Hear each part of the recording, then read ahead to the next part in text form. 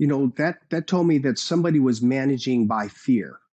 And that will work up to a certain point, but you won't get the full potential out of your employees if you engage them where they feel like they're a part of the solution and not part of the problem. Hey, everybody. Welcome to the View from the Top podcast. So glad you joined us today. Today, we're going to be talking about making your business the standout in your marketplace with Bill Gray. He brings some great practical advice. You're going to really enjoy that and be able to apply that in your own business. So stick around for that. But before we get to Bill, let's bring into the studio Big A. How you doing today, Big A? Wally, what's up, man? Well, hey, man. I was just noticing you look a little older, maybe a few more gray hairs since the last episode. Yeah, like didn't you just have a big birthday? I did. Happy birthday. Thank you, man. Thank you. I passed the big 5-0. I know. Well, you look good. So there is a few more gray hairs, but you do look good, though. You cleaned up nice and new haircut. You look good. It's amazing what a haircut can do, right? Hey, you did something pretty cool for your 50th birthday. I did. It was pretty epic. Interestingly enough, it actually wasn't planned for my birthday. We actually scheduled it the end of last summer. And then as we got closer to the end of the year, I realized it was on my birthday. So, Sonya's been telling us, though, that she did this for your birthday. So we're going to have to is that what Sonya said? The word is, she said, I took Kevin to Israel for his 50th birthday, and she's been, no, I'm just kidding. She didn't say that. I know you are. No, it was good, man. It was great. We did an 8 week.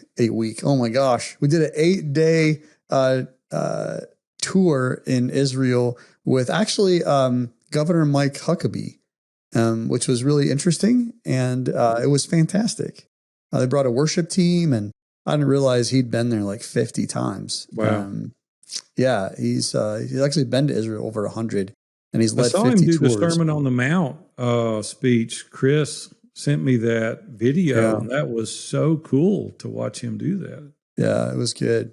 We had some friends in the mastermind that we're in, Chris and Sandra. They invited us to go with them last summer, and so they had some other friends they invited, and it was a pretty big tour, but it was great. So we did 8 days in Israel, and then we took a 4-day extension to Jordan, visited Petra, went down to Aqaba, which just sounds like I want to jump on a flying carpet or something, and saw the Red Sea down there, and got to see Egypt across the way, and it was.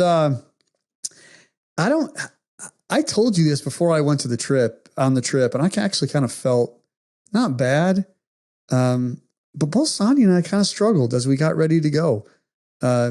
We didn't have like this, oh yay, we're going to Israel. Like this is going to be the best thing in the world. Like we were looking forward to going, but so many people were like, oh man, what are you looking forward to the most? I'm like, I have no idea. And so getting over there and being there, obviously in Jerusalem, and getting around the Sea of Galilee and Capernaum, and getting into, of course, back in Jerusalem, Mount of Olives and Garden of Gethsemane, and being able to see the temple, and then getting up to the Sea of Galilee and up even further up to Mount Carmel, and, being able to see the Jordan River, which is only like a tenth of the size that it used to be. It's like 30 feet wide right now.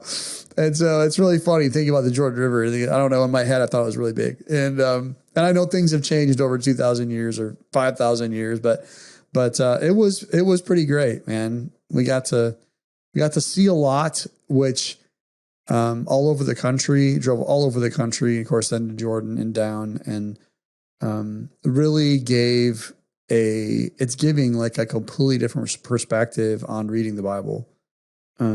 Makes it come to life. Yeah, it's insane. Like being able to put it. Read, you're like, I've been there. Like I've been right there. Yeah. I was talking to a guy this morning, and I had a conversation with him, and he said, yeah, I've never been to Israel, and I'm not thinking I want to go, necessarily would want to go, and other places I'd want to go, and that's fine. But I started talking to him, and I kind of felt that way too in the beginning, but being there and being back, he said, I read stories in the Bible, and I read scripture, and I read it for the context and for my faith, and I read it for, the principles I can get out of it, and what God's teaching me, the Holy Spirit's teaching me through it. But I don't really, about the the geography of it. Like, I just don't pay attention to that. And I was like, I thought that way too. And now that I know, it's not that it changes the principles or the stories or any of that. It enriches the meaning. It deepens the meaning. And I got off the phone call toward the end, and he's like, now you want me going to Israel? I wants to go. And now you so see true. why everybody's so excited about going, right? You get back and it all sinks in, and you go, man, they even had an earthquake, I think, while you were over there, didn't they? Like 200 days miles before. away. I tell you what, man, it was, we didn't experience the earthquake. There was a small one while we were there. I didn't even feel it. But that earthquake that happened in Syria and Turkey, man, all those people and stuff and what they're going through, that's really rough. But, Kevin, that earthquake that happened while you were there, I was worried about that because I looked it up. It was 176 miles from you. And I was like, oh my gosh, they've got to feel some aftershock or something from this. But bringing it back a full circle to my birthday real quick. I want to dote on my wife real quick. She did an amazing thing for me for my 50th. So we're in Israel. And, for her 50th, I threw her a big party, invited all these guests, had a big blast. Well, for me, it wasn't going to work out that way. And so what could she do? And she put her brain together and got creative. And she orchestrated, she had some help, but she orchestrated getting like handwritten notes and cards from the people that are have influence or in my circle of influence in my life. And I think there was about 35 or 36. She handed it to me that morning in a bag. And it was just a pile. And it was like, words mean a ton to me. So were you just a mess at the end of that? Like, were you just an emotional wreck? I would have been. I can't imagine. Yeah, I read my kids first, obviously, right? My son-in-law, my daughters, my son-in-laws. And then I just kind of staggered them throughout the day so I wouldn't get too emotional. Yeah. But some of them were great, man. It was just so affirming. And cool. You have suggested at different times, I don't know if we can get this in the links or not for this show, but at one time there was a worksheet or a guide that you had put together. It was just a series of questions about asking raw, hard questions of people that are close to you about what they think or experience or observe about you. And they're very pointed questions. And it wasn't quite the same with having people encourage me and give me feedback for my 50th, but it was interesting to find some themes. It really was. There was a couple of themes throughout things that people said that they appreciated about me. And I was very encouraged by that because I was like, okay, that's how God's gifted me. That's cool. That's how he's designed me. And it was really cool. So it was great. I had a great time. Glad to be back. Still working through a little jet lag a little bit, but it was a pretty epic trip and just so blessed and grateful I was able to go. That is so fun. Sonia could have given you a very expensive gift and it wouldn't have the impact that these letters had on you. And so kudos to her for paying attention and giving you something that was meaningful. Speaking of meaningful, man, the interview today with Bill Gray is just off the chart. Bill is a personal friend of mine, and we're in a small group together, and it really meant a lot to me that he would take the time to come today. And he was a high-level executive at a very large company over all of North America. And we were at his house last week, and I said, man, I've got to interview you. Like, you've got to, he goes, like, what do you want me to say? And I said, I just want you to tell your experiences. And so he really gives some valuable input on how you really need to show up as a leader. Like if you're leading an organization of one employee or thousands, he really shows us how to really interact with the employee. He talks to us about the visual appearance a lot and what the business should look like. And I thought that was pretty cool.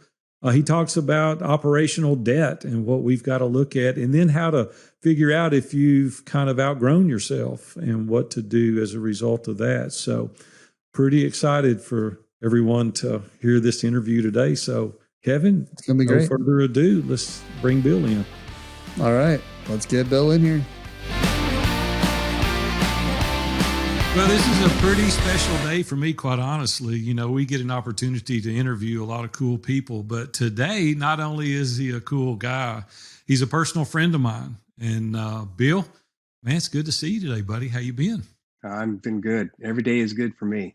I'm curious because we're right in the middle of your normal golf time. So am I interrupting that in any way? 70 Because degrees, no, beautiful weather, and you're and here. I had to take the day off just Yeah, for you, Big that's A. pretty unusual because you got that noon group you play with every day, and so Yeah. I feel even more honored Uh, that you do that. Bill's a guy that is a personal friend. We actually are in a small group together at our church, and there's about 8 couples, and we rotate through homes. And this past month, we were at your home, and we were standing at the island one day eating some amazing sausage rolls that you made. I didn't realize you could cook that good. They were good. And it dawned on me in light of our conversation, all the experience that you've got. And I said, man, listen, I don't do this normally with my personal friends, but would you be our guest? And you graciously accepted. So thank you for that. Be sure and tell Grace, thank you for loaning us you for this hour. Bill's got a bunch of neat kids, bunch of great grandkids, 18. Like I'm behind. You got me by 3 times or more. Yeah. And so that's pretty fun. But I will have to go on record, Kevin, admitting something in public. I wasn't going to do this, but I'm going to go ahead and do it and get it out of the way because I'm afraid he'll bring it up if I don't. So about 16 of us went bowling Friday night. I haven't been bowling in probably 20 years. I did go once or twice with my grandkids, but Bill beat me like a drum. I mean, I was so embarrassed. And I'm pretty good. Like I bowled on a league forever. No. And I went one more place because we play pickleball together, and I've never beat him in pickleball either. And so the guy is quite an athlete. I know beginner's luck. Big corporate guy. You got to see he's got a stroke when he's bowling. It's I don't know. I hadn't bowled in a long time. I'm going to get my chance to get revenge, though. We'll go back. All right. We'll go back and do that. Yeah, Big A's always about doing one more game. I've noticed that. He's a do-over guy. Yeah, he's like, hey, we got to play one more. We got to play one more. I know. Until I win, then we run out of time. You got to get the win, man. He's got to get the win. It's awesome. Yeah. That is so good. But man, Bill, thank you for all you've poured into my life. You get to see a lot more behind the scenes than most people do in regards to mine and Robin's personal life and helping us with challenges with kids and grandkids and business and coworkers and everybody. So you really step up to the plate and you add a lot of value. So thank you for doing that. And that's really one of the main reasons I wanted you to come here today, because one of our core values is make it amazing. And I'll be honest with you, when I look at you in your life, and I know you're not perfect, so don't hear me wrong, but you make every attempt to make things amazing. And with your experience in business as an operational guy, we thought we had kind of combined together some of the practical advice that you could give us for outfitting other people's business. And you've just had such a wealth of experience over the years. We won't go deep into it, but you were with a major brand for a long time. You were the director of operations over all of North America. I think there were 14 facilities under your direction, about 3,500 employees. And so I said, man, we can't let him hide that. We've got to get him on view from the top and let him share a little bit more about it. So anyway, man, thank you for being here with us today. Yeah, thank you. It's a privilege. Kind of take us there a little bit. Tell us how your operational experience developed, and it's really a cool story. So give us a brief overview of that. Well, a lot of it isn't really about me. It was about the employees that worked for the company and worked for me. And a lot of times I had to kind of look at things differently and say, you know what, why can't I work for them? Because it becomes a win-win situation when you become a team and you're working together to accomplish a common goal. And we used to talk about how we could help each other. In fact, many times when I would be out there on the floor, I would want to interact with these employees because these individuals are your most important asset, and you want to invest in it. You want to find out what's going on in their life, what's going on in their work life, and how can I help them through some of those challenges so they can be a better employee. Because when you invest time in an employee, that investment will come back tenfold, because those individuals that you're connecting with end up going over and above to work harder, smarter for the company. And at the end of the day, it generates better customer But where service, did a you better learn that? product. They don't like teach that at school, right? That's not in the corporate manual. I mean, you've learned this through what? What means like because most corporate executives don't have that approach. They don't take the time for the guy on the line. So, Well, a lot of it was when I first started, when I was 18 years old, sweeping okay. floors for a company and worked my way up through different ranks and learning each one of those jobs and worked for many different personalities as far as bosses and learned what not to do, because some bosses were not so good and other bosses were great. So I learned what not to do and what to do. And when I got to a position where I could make a difference, I just, it was to me, it wasn't necessarily about making money, even though that's a common goal. At the end of the day, to make more money, you want to get all your employees on board and you want to invest in them because those are the ones that make things happen. So, what are some of those practical steps that you did? Let's just hypothetically say you're in one of these 14 facilities. What does it look like? Take us there and tell us how that interaction would take place. Well, usually if I walked into a facility, and I had many of them, and it took, sometimes I wasn't in those facilities for a couple months because I was every week in a different place. But when I would go in, the first thing I would do is I'd get in early, usually before like the general manager and the team, and I would walk the floor. And I would try to make eye contact with every employee that I saw as I walked through there. And typically, if employees were looking down on the floor when I was walking through or they weren't engaging with me, I knew immediately I had an issue.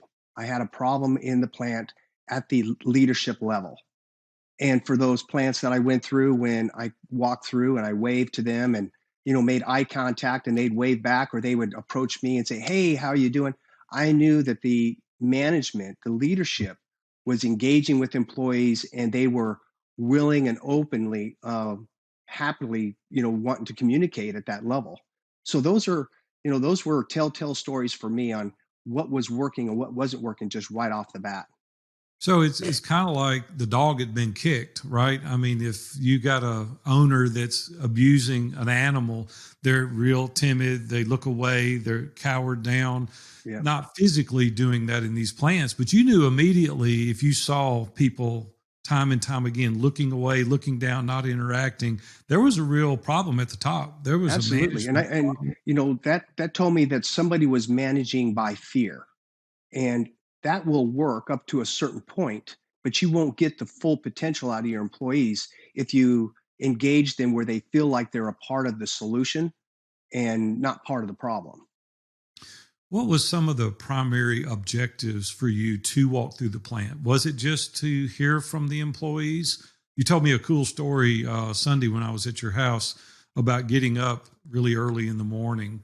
Let's talk Yeah, about that. 'Cause there were both many of those- times that, I'd wake up at 2 o'clock in the morning, set my alarm, get up at 2 o'clock in the morning, get dressed, go into the plant, and I'd go through the back door and I would just walk in because if you went through the front door, there's security there, and they would start ringing different departments saying, "Hey, Mr. Gray's here," and then all the phones would start ringing throughout the facility. And some of these plants were 2.5 million square feet, right. 2,000 employees in each plant.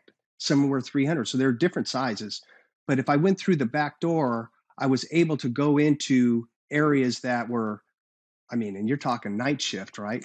Where people are tired and this kind of stuff. So you got to see the real deal, and word would spread throughout, the morning. But that's where you got to really see how things are really, what's really happening on night shift, because there are some shifts that were fixed on nights, and those individuals chose to work night shift, maybe for personal reasons, or they just didn't like to engage with management, where they just wanted to be left alone. And when I engage with them, a lot of times some people would say, "Man, I want to be part of this program," because I would share what is up and coming, and they could really bring some value if they were on day shift. And I wanted people to rotate so that they had that opportunity to engage with management, engage with supervision, and then if they wanted to rotate back onto nights to kind of be by themselves, they could do that. But I wanted to help those employees really be developed, because if you're hiding all the time, you're going to become stagnant. And if you're not part of the decision making process, you're just going to be left alone and you're just going to be a worker bee. And I didn't want anybody to just be a worker bee. Bill, just a little bit of time that I've gotten to know you, you seem like a prepared guy. Like you don't, not that you're perfect at it, but go into a situation and you're prepared for it. And so when you're walking the plant, or, maybe there's someone listening today where it's a little bit different for them. Maybe they're the owner of the business and, they've got let's say a flooring company, and they're in there stripping floors, and he's got a crew in there stripping floors. And, he walks into that environment and, he sees somebody with his head down, not really paying attention. He's trying to engage. That's a pretty intimate situation when you're that close in that small of environment, and, you're the owner and you've got, a crew of people. But one of the things I'm guessing is that most of us in that situation as owners, we don't know how or what to say to that individual because we're not prepared. We don't know what to do. We just see it. And so we kind of ignore it. Like, how can we be better prepared? Like, what are some things we can do and think about and learn to be better prepared in those situations where we have those folks that are team members and employees that we're working alongside, that we see those. I love that. Like, you're noticing their physical cues. But what do we like? How do we get prepared to do something about it? Yeah, there's a number of, like, some people call them loaded questions, where you approach an employee and you could say, like, "Hey, how's your boss treating you?" So here's an executive or an owner, right, that walks in and say, "Hey, how's your boss treating you?" They're going to look at you like, they're not going to lie. They're going to give you the whole scoop, right? Or you just say, "Hey, how's your family?" And, how are the jobs? Are you getting all the tools you need? And it just opens up a dialogue of all kinds of information that's very valuable to an owner, right? To say, "Hey, how do I support this employee to be able to do a better job so that it impacts the product that we're giving to a customer?" Because one thing you have to remember is, if an employee isn't happy, or they don't have the right tools to do the right job, it impacts the customer. And sometimes it takes a lifetime to win a customer, especially big customers. It takes seconds to lose them. Bill, how impactful do you think it is to the employees that you talk to once they discover you've worked your way up, you've been there, you've done that? And I know in our conversations that we've had, you communicated that with them. Matter of fact, I loved the little tip you gave about asking them how their machine worked. Talk about that a little bit, and then go into what it looks like from their perspective once they learn that you've been there, that you've done that. Yeah. So, if an employee isn't really trained well on a piece of equipment and they're struggling, ultimately, like I said, it impacts not only them to be able to advance into the next position, because the supervisor will look at them as, what, they're just not getting it. Well, if they're not getting it, 9 out of 10 times it's because leadership hasn't delegated to them or taught them or trained them properly to be able to go to that next level. As leaders, it's our responsibility to get individuals to a place to where they're able to step up into that next role. In fact, many times when I was earlier in my career, when I was hiring supervisors or a department manager, I always hired them knowing that they have the potential of moving to 1 to 2 levels above. They had that potential. I never hired people that could only do the job that they are currently doing. I wanted to see the ones that really, really wanted to engage and to go to that next level. And I always ask the question, what if you had that opportunity? What if you had that training available to you? Would you take that next step to be able to do that so that you could advance in the company? Or you have individuals say, "Listen, I'm happy with what I'm doing. I don't want to do anything else." But then you just find out, what do we need to do to be able to keep you in your job so that they don't go and find something else that's, that's going to hurt us as a company, because we've invested a lot of time and training into them. Bill, how difficult was it for you to maintain this many levels of friendship? I mean, you're dealing with thousands of employees. Obviously, you can't get too involved in their personal lives. There's time doesn't allow for that. But they felt like you did because you stopped and asked them questions. It seems like to me that's one of your superpowers. I can see enjoying working for you. If you're asking me questions about my family, would I increase my opportunity if I was given that opportunity? there again, people that are listening to us today obviously are not working with thousands of employees for the most Sure. part. How can they apply this same strategy to their 2, 5, 10, 15 employees? And can they get more involved in their lives? And should they? That all depends on the employee. Each employee will open up and share the challenges they're facing. In fact, when I did go through, I always purposely looked for the most disgruntled employee in the plant, the one that was making the most noise, because that individual got issues for some reason. And a lot of times they would just unload because they needed somebody to talk to. And as I walked through the facility talking to other employees, you might hear something very similar that came from that disgruntled employee. And usually, if I heard it 3 times, I knew it was an issue, and I'd make note of it. So you fix those kind of problems within a plant or within a team, and it becomes a big win for all. But I think is even if you're managing 5 or 10 people, you can do the same thing. That engagement is absolutely critical. In fact, my wife and I, we'd go out to dinner many times, and we'd be in a restaurant, and I'd look over and I go, "Oh, there's Lucy. She works in that department. She's got her 3 kids over there," and I'd kind of share with my wife. And then I'd bring the waitress over and I said, "Make sure we pick up their meal." Oh, wow. And we wouldn't say anything. We would just leave the restaurant. I would walk over and say, "Hello, how you're doing?" But I wouldn't say anything about the check. We would just leave. The next time I'm walking through that facility, Lucy was looking for me. She wanted to tell me about her, thank you, thank you. And then I said, "Hey, you had 3 kids. What's their names? Are they in school?" Then you develop this relationship. And then as time went on, as I got promoted into higher positions and I came back to that plant, when Lucy and many others knew that Bill was coming into the facility, they were looking for me. In fact, some of them were off shift and they would come in because I was only there for about a day. Wow. And it was really Wow, cool. that's awesome. That's got to make you feel awesome, though, because you've taken something that should be common to everyone and made it very uncommon. I mean, really paying attention to the relationship, because we say here relationships matter most.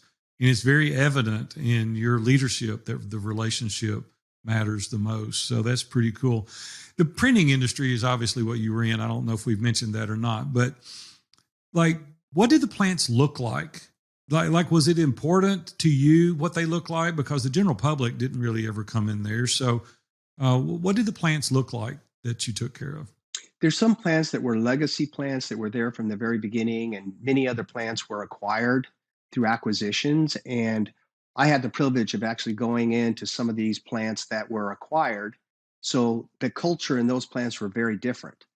And then as I walked through, some of them were really worn down. They were just, they were just tough to look at many times. And I would sit down with the leadership and say, "Listen, we got to get this place looking like $1,000,000. Even if you don't have $1,000,000, get it to where it looks like $1,000,000, because that's going to bring value to your employees, changing out the lights, making it brighter, putting a coat of paint in there, letting people know on the floor that, hey, we're willing to invest in this company, because when you just get acquired, people get nervous. Hey, they just bought us. We're all going to be laid off or something. But if you go in and you start cleaning things up and just changing the atmosphere, it changes the culture. And everybody likes to drive in a new car, right? I mean, you trade in your old car, you get a new car, and you don't want anything to get dirty on it. It's the same thing in a working environment. You clean it up, they don't want it to get dirty ever again. And it really changes the attitude of those individuals. I know that one of your roles was addressing operational debt. You really went in and evaluated the assets. Mm-hmm. Walk us through that process, and even how could we today, brick and mortar, whether we're in the digital space, like, what do we need to do to evaluate the assets, and then what do we do with what we've discovered? Yeah, so assets are kind of a funny thing, because there's so many different things you can do. You can evaluate the age of an asset. You can evaluate what that asset does. How does it operate? Looking at, like, what is the rated speed of a new asset versus an old asset. And sometimes we would say, hey, that asset is so old. I mean, it's not generating any of the, the revenues that it should be generating. So we would move that out, bring in a new asset, or we would move assets to other facilities that were very similar. Give you an example. Southwest Airlines, perfect business model. Same planes, small jumps, same equipment. Pilots can jump in any one of those planes and operate it.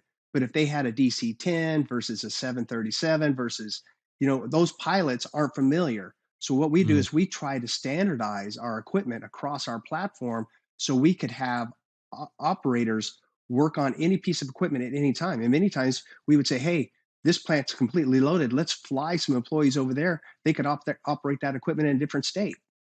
And it really benefited us. So we evaluated the age of assets versus the new assets. And sometimes we consolidated assets so that you could get more out of your investments and your employees. One of the hardest things to do, I don't have near the experience you have, Bill, but my experience in business, owning a business, and then working alongside with Big A and the team here at View from the Top for the last couple of years, is that we just get so ingrained in the way we're doing things and the tools that we're using, and it's difficult to take a minute and step back and ask yourself, is this tool, is this resources, whether it's a software program or you're talking about an asset, it could be, a guy running a auto body garage or something like that. Like whatever it is, there's assets and tools that they have. It's hard to step back sometimes and be like, oh, because the pain sometimes that can come with change. Mm-hmm. I haven't walked through that very well all the time. I've had some success stories, but what's been your experience with that when you come up against that resistance, even for yourself, of wanting to make a change, wanting to evaluate, you really don't want to because the pain that's going to involve? Well, one thing is the old saying is change is inevitable, but progress is optional. So we would tell employees all the time, hey, it's your option, right? Change is going to come whether you like it or not. New equipment's going to come whether you like it or not, or we got to evaluate that. And, I would try to educate employees that were kind of resistant to say, do we have to do this? Because our normal nature is we don't like change. So we would coach and teach and say, we eat change for breakfast, right? We would say this all the time. So it would get in their head because I would make change even if change wasn't needed. Because what it does is the ones that are stagnant, the ones that are kind of ingrained in what they're doing on a day-to-day basis, you make a change and guess what they do? Ooh, what's going on here? I better step up my A game because you just never know, right? It wakes them up a little bit, right? It wakes them up. That's exactly right. It's exactly right. And then I'd just say, hey, to educate them, I'd say, what are we selling here? And they're like, well, maybe they're selling a widget, maybe they're selling a book, maybe they're selling, a T-shirt. And I'm like, I go, you're missing it. You don't sell that. We sell time. Every day you come in, we're selling time. And if you look at what we're selling, you say, okay, what's the added value of that time? What's the non-added value of that time? Is 80% of your time non-added value? What is non-added value? Non-added value is what the customer is not willing to pay for. So someone's absorbing those costs. The other 20% is what the customer is willing to pay for. So if you got to a place to where you evaluated all the non-added value and got rid of that and turned it around where you had 80% of your time is added value and 20% is non-added value or waste, can you imagine how much revenue you're going to drive through your business if you just evaluated selling that time and not looking at it as a product or a piece of material? You must have the patience of a saint, man, because that takes a lot of time and effort. It does. Typically, it could take 2 years before you start seeing some of the benefit. But once it's locked in, it just flows. It's like hitting that tipping point where you get so many people on board before you know it, it's infectious. Bill, what did you do to heighten the awareness of a manager or a team leader in thinking through if the business has outgrown them? Like, how easy was it for you to distinguish between the people that were constantly growing, thriving, versus the people that really, quite honestly, we've just outgrown you at this point? What did you do with that? Well, I will share this. There was a point in time in my career where I was tapped out. I was negotiating multi-million dollar contracts with sales and that. And as I was going through all these numbers, I finally just said, I can't do this anymore. I'm not sure I understand it. And I don't want to make a mistake, because one mistake at a level that I was at, I mean, you're done. And so I learned through all of that. And as I was managing managers, many times I could tell, if the plant wasn't operating or the facility wasn't running like it should, maybe the safety record wasn't on board, or if they had a lot of quality complaints, I'd sit down and I'd chat, and you would find out that, hey, maybe the plant has outgrown, or maybe the operation has outgrown the leadership. And you have to recognize that and say, I'm going to get you some help. Or if they're not willing, for change, then you got to bring somebody in that can handle that kind of an operation. So it's really important that as a business grows, you got to know your limitations before you start raising your hand saying, I need more help. Because some personalities, you might call them color red, or you might say an A type personality or a lion, those individuals typically want full control and don't want to open up their bag, so to speak. And those are the ones that usually it's a slow sinking process. But if they're smart enough to know to say, hey, I need some help over here, and you're bringing in some expertise to partner with somebody, I mean, that's a synergy that will be long lasting for many, many years. And it's not that somebody wants to take any responsibility from that individual or that owner. It's just that you're bringing somebody in to help in the process, to help build your business and to go alongside you. I mean, these are key things, in leadership that needs to be recognized. And not all leaders recognize that ahead of time. Usually they're way underwater by the time they recognize that, hey, I need some help. Bill, I'm working with a client currently, and he's recognized that recently through about 5 years of evaluating himself. And he finally said, I've outpunted my coverage. I mean, I just don't have the skills necessary to take the company to the next level. And I would encourage all the listeners out there today to think through what your capabilities are. Don't be that lion. Don't be that high D personality that just hangs on to the bitter end. Be willing to subject yourself to the scrutiny of other people and say, do I have the skills? Am I able and qualified to take this company to the next level? Because it's not necessarily usually about us. It's about the benefit of the company and the well-being of the clients. And so, yeah, really take note and do an evaluation. Bill, before we let you go, I got a couple of questions personally I want to ask you. Now, you've spent over 3 decades involved in this industry, 14 different plants, thousands of employees all over North America, and even, I think, a couple of additional locations. Man, that had to be taxing on you and your family. You gone that much. So tell us some tips on things to do and not do for the people that are listening today that also have to travel professionally. Well, first of all, my wife was on board. Family needs to be part of that decision process when you take that next step. That was absolutely critical. And many times when I talked to my wife, she'd always say, where you go, I go. And I knew when she committed to that, whatever I did, I was good. But I traveled so many times, and I was in so many cities in so many different states.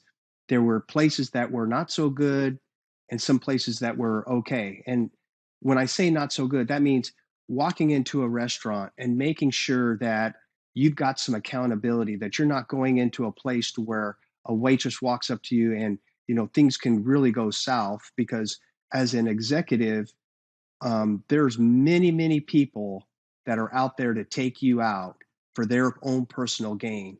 And it's really important that you recognize those and travel with, somebody that's very credible with you.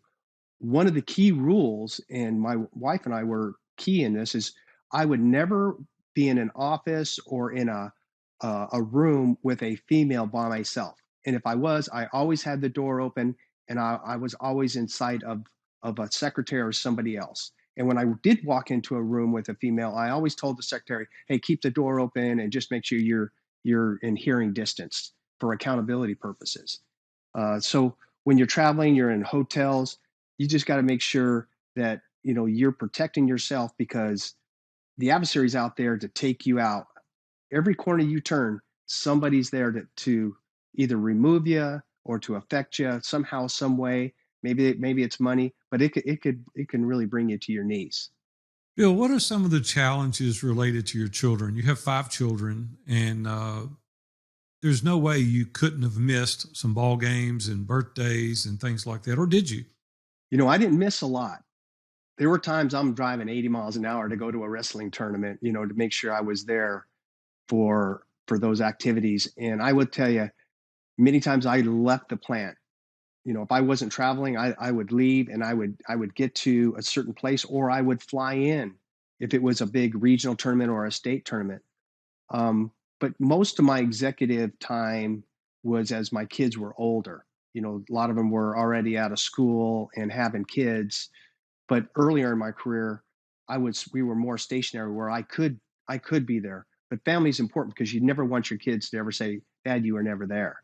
And we did a lot of things with our kids. Very, very grateful that I had the opportunity to do that. Even the cost that it took to be able to do those kind of things, I was very thankful for that.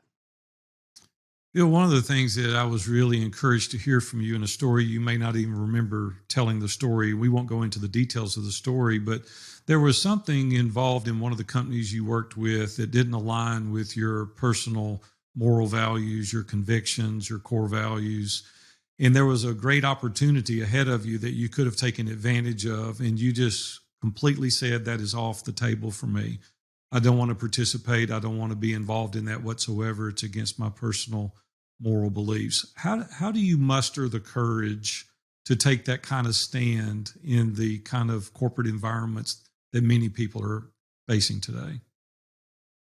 Ooh, you know, sometimes that's tough, because, you know, you take a hard stand and just say, hey, this is something I disagree with and I don't want to be a part of. You know, some companies will say, hey, you know, this person's blackballed, you know, and next thing you know is you're not on the list for promotion. But deep down inside, there's this inner voice that says, this is wrong. This is wrong. And there's more than one time, and I know I shared one example with you, Aaron, and more than one time, you know, I was asked, you know, hey, we want you to do this, or we want you to do that. And if it becomes unethical, you know, it's something you're like, hey, I can't do that. You know, this is not right. It's going to impact the customer.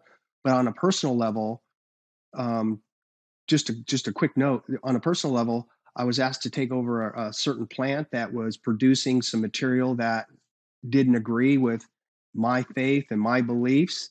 And I just said, hey, I'll take any other facility, but that one, I cannot manage. I will not be a part of that. They respected that. They honored that. And, you know, somebody else was willing to do that. And you know what? I worked for a great company that didn't blackball me. In fact, they promoted me just because of the character and the honesty that I had with them up front. So, you know, you weren't as concerned about them liking you as you were them respecting you. That's correct. And that paid huge dividends and earned you the top level position over all of North America. And so kudos to you, man. Bill, thank you for being here today. Wally, anything else for Bill? Did we miss anything? I know he's added so much value. Anything else? Well, yeah, I mean, I could go. I have about 5 or 6 questions that I've racked up along the way, but maybe we'll get that next time. But man, I appreciate it, Bill. Thank you so much. Yeah, bring you back as a repeat. So, man, Bill, thank you so much. We really enjoyed having you today. Thank you for breathing into my life, sharing with me intimately and personally, and thank you for sharing with our listeners today. So thanks a lot, buddy. Absolutely. Thank you, guys. Well, I hope you enjoyed that interview today. I'm telling you, you see why I enjoy being around Bill so much. He's just a quality guy, has held so many roles over the course of his 33 years. Hopefully, you're going to be able to take some of this information that he's given and go to your business and implement these strategies, one of my favorite strategy was where he really dives deep into the employee's life, ask them questions, how he can serve them better, what he can do to make their experience even better at the location that they're at, maybe helping them advance in the company. And every one of you that has listened to this interview today can do this at your company. So I want you to do that right now so you too can have a view from the top. Hey, before we close out today, I just wanted to let you guys know that a very easy way to connect with us is through our weekly email called The Climb.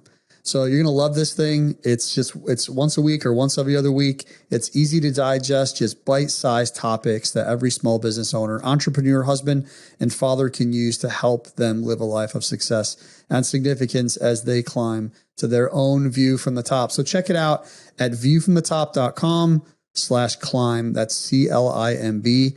And you just get free access now and get the next issue as soon as it comes out. So check it out, viewfromthetop.com/climb. And we'll see you next week.